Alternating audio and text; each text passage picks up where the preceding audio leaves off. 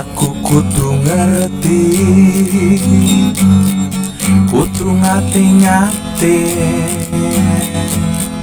ojo nganti maneh nglakoni larangane Gusti.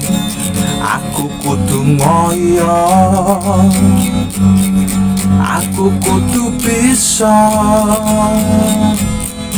nguwai kebiasaan sing ala.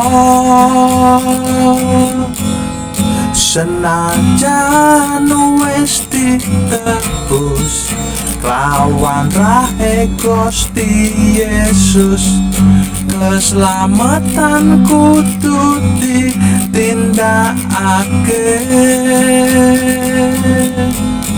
Saben dina kudu tobat, nguwai watak sing jahat, lan niru tuladhane Gusti Yesus. Bendina kudu berusaha berubah, saya suwe padha kaya Gusti Yesus. Bendina kudu berusaha berubah, saya suwe padha kaya Gusti Yesus. Aku kudu ngerti, kudu ngati-ngati, ojo nganti maneh nglakoni larangane Gusti. Aku kudu ngoyo, aku kudu bisa nguwai kebiasaan sing ala.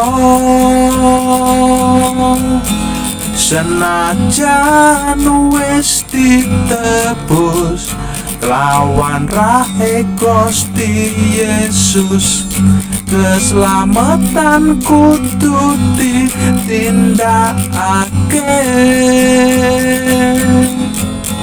Saben dina kudu tobat, nguwai watak sing jahat, lan niru tuladhane Gusti Yesus. Bendina berubah,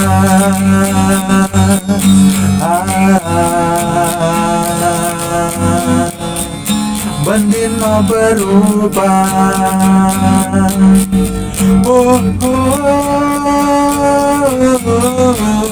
Saya suwe padha kaya Gusti Yesus. Iku tandane wong kang wis slamet. Bendina berubah,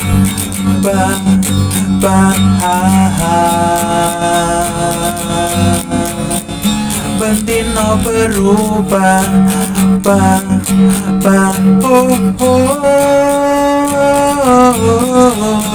saya suwe padha kaya Gusti Yesus. Iku tandane wong kang wis slamet. Saya suwe padha kaya Gusti Yesus. Iku tandane wong kang wis slamet.